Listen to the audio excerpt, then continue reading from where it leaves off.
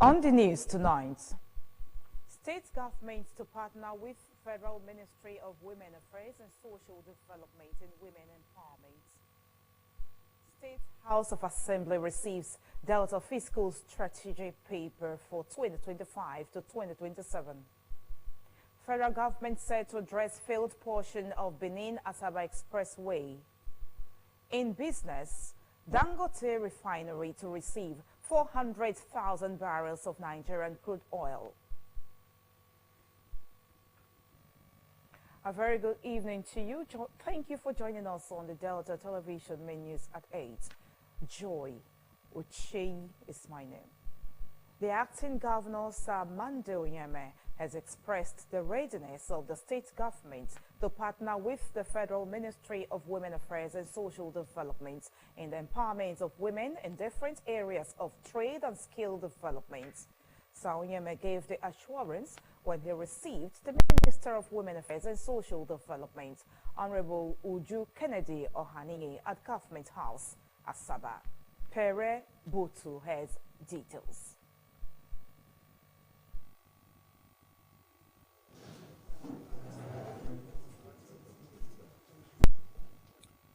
The acting governor said the state government had robust policies and programs geared towards the empowerment of the girl child and women in line with the MORE agenda.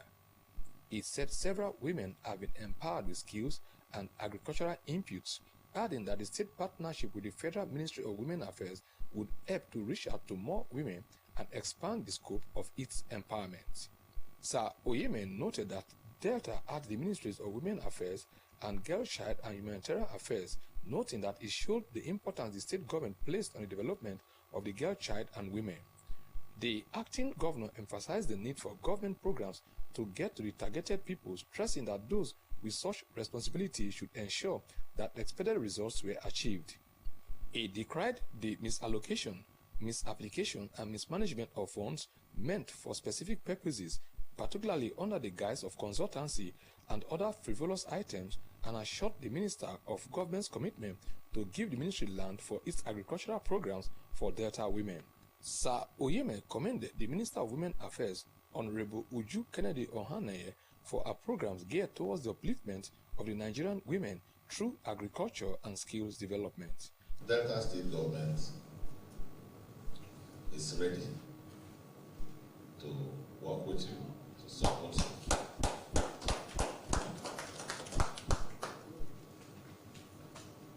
We have elaborate ministry for women affairs here. We even have a ministry for the girl child and humanitarian. To tell you, the importance in which this administration attached to women. And so when you talk about, making them to be productive, these are the things we've started doing here. But with your coming in, it will only make, the work faster and probably more effective, because we'll be able to reach out to far more persons. The Minister of Women Affairs and Social Development, Honorable Uju Kennedy Ohaniye, said she was in Delta to meet with all relevant stakeholders in order to drive the ministry's programs for women successfully. She said President Bola Tinubu was determined to fix the nation's economy, adding that she was strongly opposed to illegal deals in the Federal Ministry of Women Affairs, which had shortchanged several beneficiaries from getting government genuine empowerment. Honorable Ohaniye disclosed that she discovered that some persons attract foreign loans for government only to use consultancy to take a better chunk of the money, thereby shortchanging would-be beneficiaries of such programs. State talks, because the narrative are changing. I can't do it alone.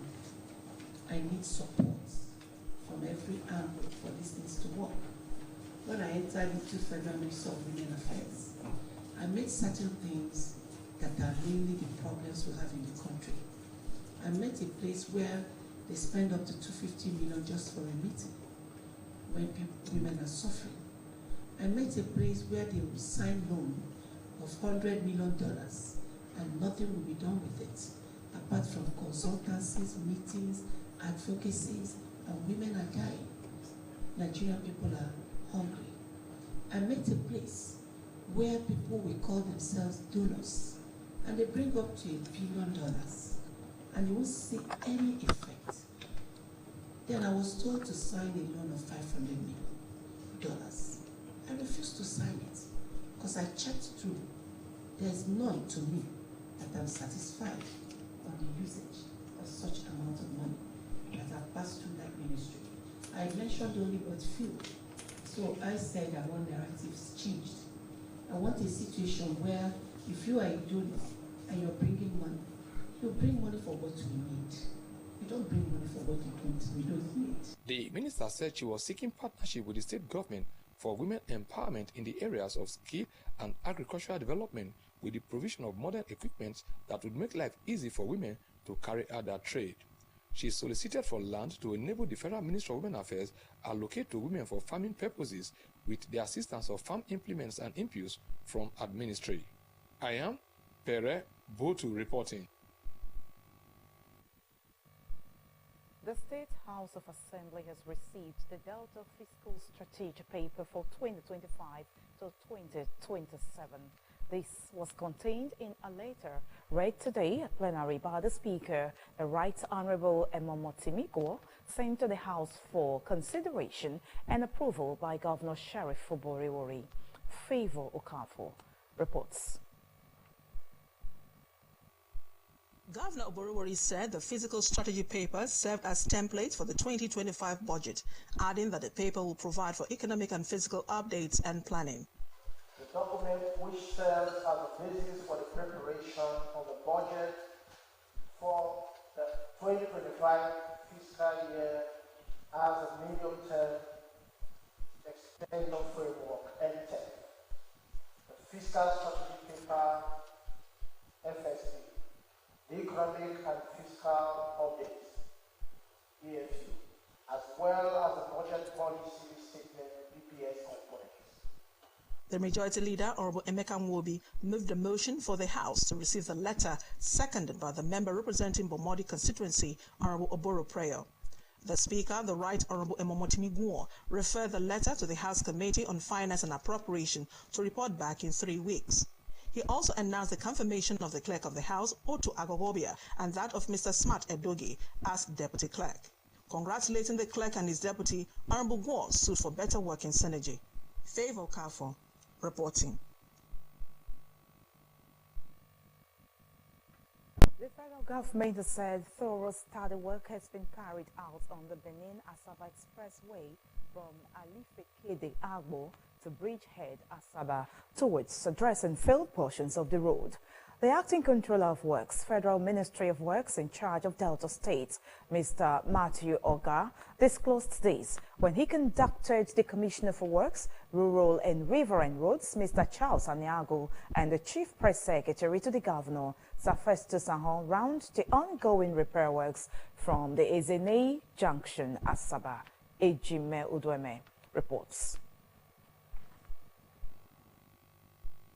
Mr. Oga said from the study, Ezene Junction to Bridgehead Asaba needed drains on both sides, affirming that apart from the remedial works, proper stone beds, asphalting and tarring will be done as a permanent solution to the Trunk A road. He said the contractor has fully mobilized to site, pointing out that despite the rain, the road will be made passable. While saying that the federal government was bothered about the state of the road, he blamed the failed part to buildings built to block water from flowing into canals. And this section is a very complicated section, even though the public are looking at it as if the federal government just sat down doing nothing. It's not like that. We have been doing a lot of study on this particular section. The contractor have run survey on this place to see the profile, because we discovered that what we need here is a permanent solution, not a temporary solution, and this place will require drainage. Addressing journalists, The Commissioner for Works, Rural and Riverine Roads, Mr. Charles Aniago, said the frequent inspection of the project was due to the concern of Governor Sheriff Oboriwori about the plights of Nigerians that ply through the route. He said the diversion of heavy-duty trucks into Asaba town has negatively impacted on many Trunk B and C roads in Asaba, affirming that as soon as the rain recedes, government will commence repair works on internal roads. Mr. Aniago called on the contracting firm to increase pace of work and also extend working hours to night, considering the challenge of the masses. I want to plead with our road users to cooperate with them. We are hopeful that between now and the Saturday, which is about 4 days' time, that a whole lot of progress would have been recorded. At least we are happy that the federal government contractor is on site, and by the grace of God, they are also cooperating with us to be able to see that this job is done and dusted. The stress on this road is affecting our internal roads. It's causing a whole lot of stress for commuters, whether they live in Delta or not. We want where people can move freely down to the south. This is a major artery to the southeastern part of this country. The freight portion also impacted on residents of Bonsac and Izine routes as businesses have paralyzed. Some residents of the area called on the federal government to redouble efforts as the economy of the area has completely gone down. Everybody is tired of the situation of the road. Water flooding up everywhere, in fact, entering into people's store, condemning properties that they are selling. We want them to come and do something urgently because it's affecting everybody here. The Works Commissioner also inspected the Dennis Osadebe Way, Asaba, where he expressed worry at the bad shape of the road following the diversion of heavy-duty trucks into the town. Mr. Aniago said no repair work will stand the test of time in this rainy season, adding that proper works will start when the dry season sets in. What we are seeing here is also as a result of all those diversions. You can see the heavy trucks flying here. So it has come to cause more stress on our inner roads. And so the governor is, like I said, want us to be able to from somehow evaluate the state of affairs. There are a number of roads that we are working on in the capital territory. Behind me is part of the Asaba-Onitsha Expressway. And this is as a result of the long years of neglect on the part of the federal government to repair the road when it was needed most. But with the palliative that has commenced, it is expected that the road will be completed soonest. And when it is done, it will be a win-win situation for all users of this road from Asaba into Onitsha and from Onitsha to other parts of the country. For Delta TV News, Ejime Uduime reporting.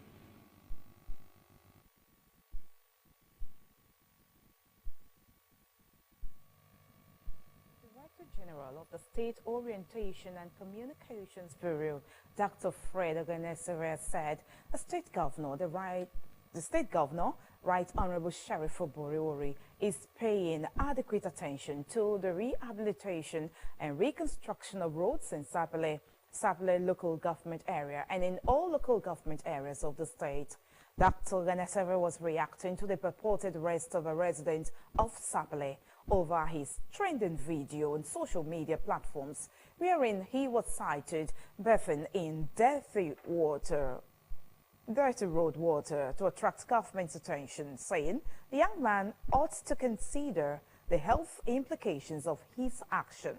He affirms the rights of citizens to demand government intervention over dilapidated roads or infrastructural decay in their constituencies or communities whenever the need arose, adding, however, that a situation where a citizen had to expose himself to possible health hazards to get such attention was not acceptable and must not be encouraged in any way. The Orientation DG said Governor Oboriwori had in recent times approved the rehabilitation and reconstruction of over 15 kilometers of internal roads in Sapele town and its environs, including the reconstruction of the Aurora Road and Mr. Benjamin Aboniche Road, formerly Haddock Road, while efforts were being made to reconstruct the Kerigwe-Benin Road. He pointed out that bathing in contaminated water could cause certain health problems, including skin irritation caused by contact with germs, as well as eye, ear, and throat infections, among other ailments, stressing that that was not the right way or strategy to attract government's attention. Dr. Enesore clarified that the man's subsequent arrest was not at the instance of the state governor, adding that the law enforcement agents might have interpreted the actions of the young man to mean a suicide attempt, which was against the law. He reiterated that Governor Buriwori was currently paying adequate attention to roads in Sapele local government area and the other 24 local government areas in the state, and that the more agenda implementation would go round the 3 senatorial districts. Meanwhile, the state government has said it has no hand in the arrest of a man in Sapele who was seen in a viral video protesting over the state of his streets. Commissioner for Works, Rural and Riverine Roads, Mr. Charles Aniago, stated this while addressing journalists shortly after inspecting some roads in Asaba. Ejime Udweme again reports. Mr. Aniago said government was ready to welcome constructive criticism, pointing out that Governor Sheriff Buriwori did not give directive to the police to arrest anyone in respect of the video. And so for those who are claiming that we have asked anybody to be arrested, the governor did not at any time issue any directive to anybody to arrest anybody, because he decided to have his paths along the road. He said over 16 kilometers of roads have been approved for Sapele town, stressing that so far 12 road projects were ongoing in the town. The commissioner said the governor has taken proactive steps towards giving Sapele a facelift, saying that the more agenda was on course across the state. It's unfortunate that one of our brothers, possibly for some other considerations, decided to make it look as if nothing is happening. In actual fact, we do not frown against anybody who wants government attention, because number one, it is in the place of the citizen to demand. But what is the issue is that we have already, even without any prompting, moved into Sapele, and you know the amount of roads that we are doing in Sapele. Mr. Aniago said a lot of roads were also being worked on in the 3 senatorial districts of the state and stood for the support of all in advancing the administration's development plans. He appealed to Deltans to remain peaceful, as no part of the state will be neglected in terms of project and human capital development. Ejime Uduime reporting.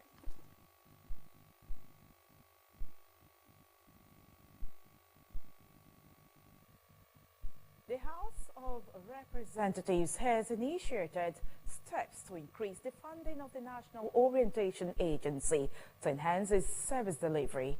The House's resolution followed the adoption of a motion on the need to review the budgetary allocation of the National Orientation Agency of Nigeria for improved citizens' orientation, moved by the member representing Agege Federal Constituency, Lagos State, Mr. Adewale Hamid.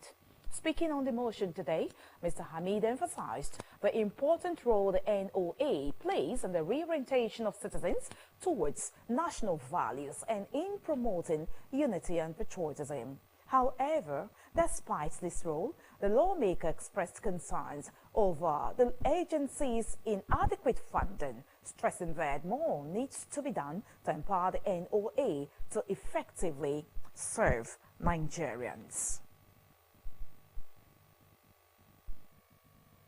The federal government has launched the portal to enable youths access the 2,000 compressed natural gas CNG tricycles to improve transportation infrastructure and foster economic growth. The Minister of State for Youth Development, Comrade Ayodele Olawande, unveiled the portal in collaboration with the Presidential CNG Initiative and National Commercial Tricycle and Motorcycle Owners and Riders Association at its office in Abuja.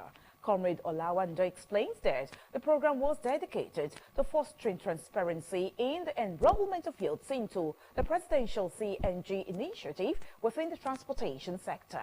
The minister explained that the portal empowered youths from all regions of Nigeria to register and be connected with aggregators or owners who were directly involved in the program. He added that this aligned with President Bola Tinubu's vision for all government programs and initiatives to provide equal opportunities to people of all backgrounds, regardless of wealth or social status, stressing that young individuals in the country would not require any influential connections to benefit from the programs of the Ministry of Youth Development. Comrade Olawande added that the launching of the youth portal reaffirmed the government's commitment to ensuring that all initiatives and programs were equally accessible to everyone.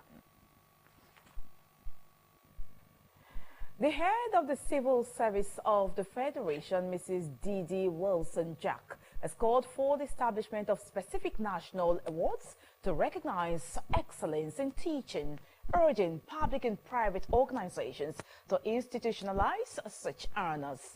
She made the appeal during the 2024 World Teachers' Day celebration and President's Teachers and Schools Excellence Award ceremony in Abuja, emphasizing that celebrating teachers should be a continuous national priority and not limited to a single day. Mrs. Wilson-Jack stressed that recognizing teachers' efforts was vital to encouraging innovation and commitment within the profession, proposing that the awards should highlight exceptional contributions, innovative teaching methods, and impactful mentorship at local, state, and national levels. The HOS of the Federation lauded the integration of the President's Teachers and Schools Excellence Award into the celebration, acknowledging the extraordinary work of teachers, administrators, and schools nationwide. In his remarks, President Bola Tinubu, represented by the Secretary to the Government of the Federation, Senator George Akume, reiterated the administration's commitment to improving teachers' welfare and enhancing the quality of education in the country. The event featured presentation of car gifts by the federal government to outstanding teachers, administrators, and schools, alongside recognition of 6 state governors by the National Union of Teachers and UT for their significant contributions to education in their states. The Academic Staff Union of Universities, ASU, has reported the deaths of 84 of its members between May and August this year due to economic hardship and unpaid salaries. ASU President Professor Emmanuel Osodike, who disclosed this during a television program, criticized the federal government's no work, no pay policy, which affected salaries during strikes. He called for increased funding for university education, emphasizing that to ensure the sector's optimal functioning, lecturers must be adequately compensated.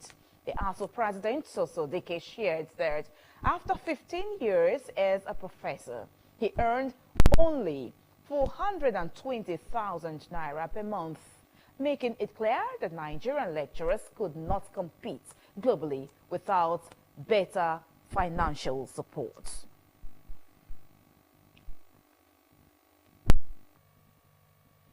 Anambra State Governor Professor Chukwuma Soludo has threatened to seal any shop or plaza closed on Mondays in compliance with the sit-at-home order initially declared by the indigenous people of Biafra. Professor Soludo issued a warning during an inspection tour of the main markets in Onitsha on Monday, where he expressed his displeasure over the large number of locked shops and plazas. The governor visited the market, known as the largest in West Africa, to observe the level of commercial activity amidst the lingering sit-at-home order. since IPOB declared the sit-at-home in 2021 to protest extraordinary rendition of its leader, Nnamdi Kanu. The exercise has continued to disrupt business activities in the southeast, despite IPOB's official suspension of the order. The Rivers State Governor, Siminalayi Fubara, has vowed to ensure that those responsible for the recent arson attacks on local government secretaries in the state will face justice. The governor made this statement by swearing in 4 new commissioners at the government house in Port Harcourt today. The secretariats in Ikwere, Emoha, and Elemen local government areas were recently set ablaze by suspected political thugs.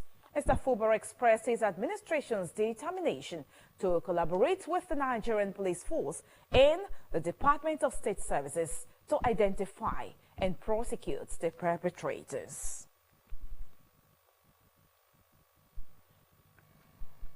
Against the background of the ongoing conflicts between Israel and Hezbollah militants, Nigerians in Lebanon have disagreed with the federal government on the claim that about 500 of them have registered for evacuation. The spokesperson for the Ministry of Foreign Affairs, Ambassador Eche Abu Obi, had in a statement said no fewer than 500 Nigerians had registered with the Nigerian embassy in Beirut, the Lebanese capital, for evacuation out of the country. President of the Nigerian community in Lebanon, Mr. Roland Aigboviusa, has, however, described the claim as untrue and incorrect, adding that there were no 500 Nigerians registered for evacuation. Mr. Aigboviusa pointed out that the 500 Nigerians the ministry was referring to were not those who had registered for evacuation, but those who had been officially profiled by the Nigerian embassy in Lebanon for documentation only. Due to the worsening state of the conflict, the federal government had last Tuesday asked Nigerians in Lebanon to reach out to the Nigerian mission for documentation in a bid to leave the country. The Nigeria Hydrological Services Agency, NISER, has assured Nigerians that water levels in the River Niger are under control as the country prepares for potential flooding.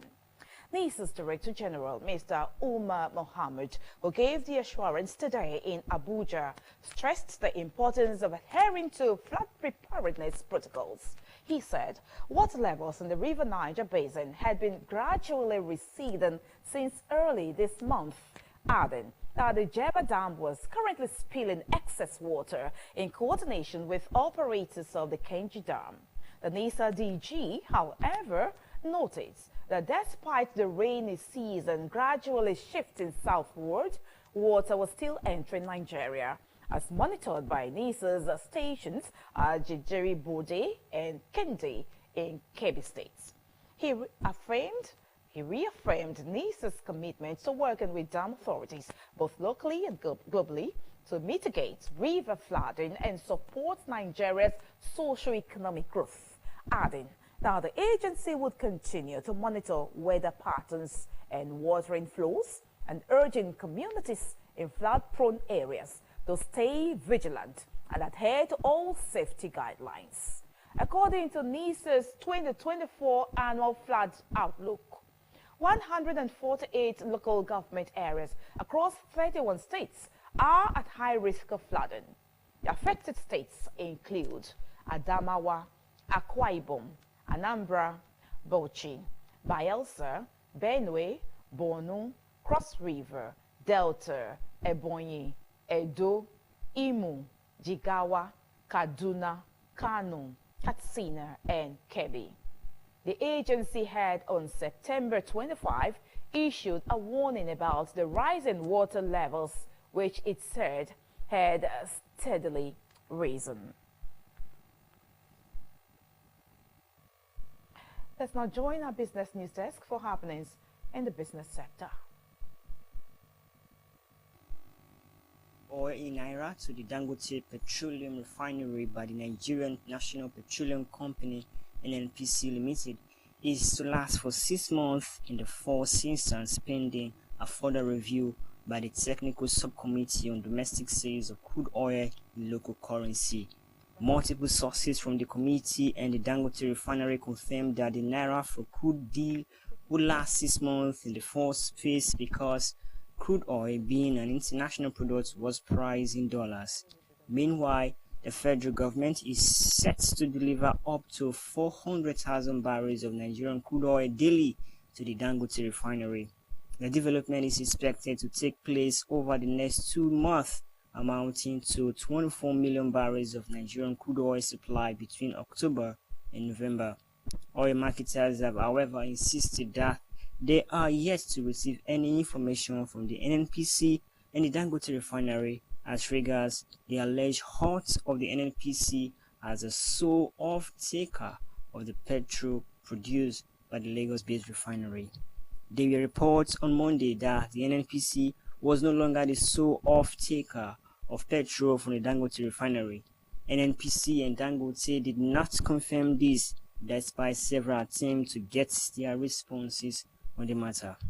Meanwhile, while the alleged halt of the NNPC as the sole off-taker of Dangote petrol trended in the oil sector, some depots have stopped the sales of products in their tanks. The Central Bank of Nigeria, CBN, has emphasized its commitment to the stability of the country's financial system, highlighting that regular stress tests are conducted to identify potential vulnerabilities in banks.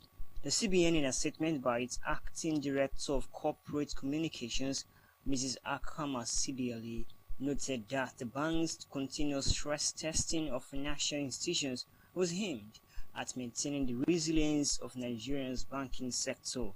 The statement said the stress tests were an integral part of its strategy to safeguard the financial system and protect depositors' funds.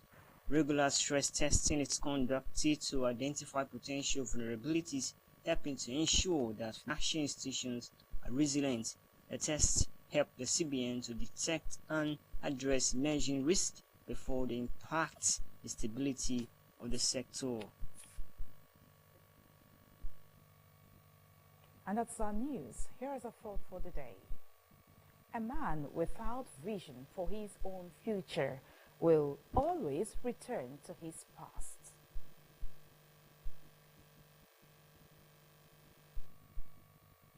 Just before we go, here are the highlights of the news. The acting governor, Samande Onyeme, has expressed the readiness of the state government to partner with the Federal Ministry of Women Affairs and Social Development in the empowerment of women in different areas of trade and skill development. Onyeme gave the assurance when he received the Minister of Women Affairs and Social Development, Honorable Uju Kennedy Ohanenye, at Government House, Asaba. The State House of Assembly has received the Delta Fiscal Strategic Paper for 2025 to 2027. This was contained in a letter read today at plenary by the Speaker, the Right Honorable Emomotimiko, sent to the House for consideration and approval by Governor Sheriff Fuboriwori. The federal government has said thorough study work has been carried out on the Benin-Asaba Expressway from Alifeke de Agbo to Bridgehead, Asaba, towards addressing failed portions of the road. And we also reported a Dangote refinery to receive 400,000 barrels of Nigerian crude oil. That's our news. Thank you so much for watching. On behalf of the entire news crew, Joy Ucheyi is my name. Good night.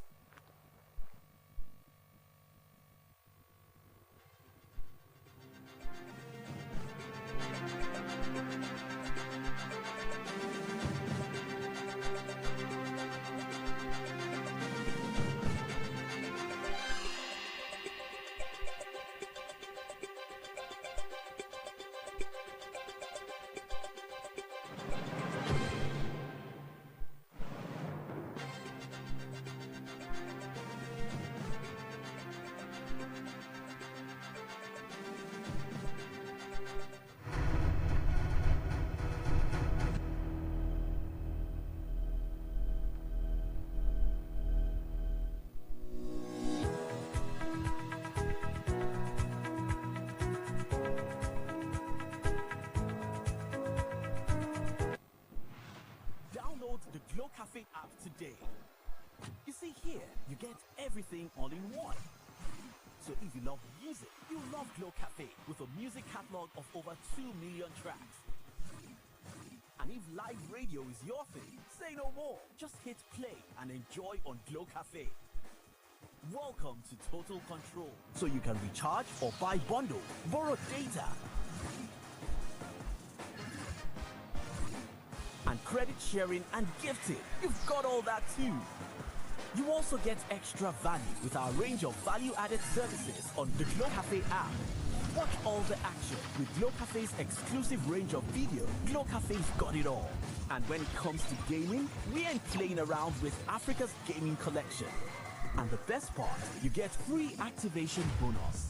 So download the Glow Cafe app, Google Play or the App Store. Glow Unlimited.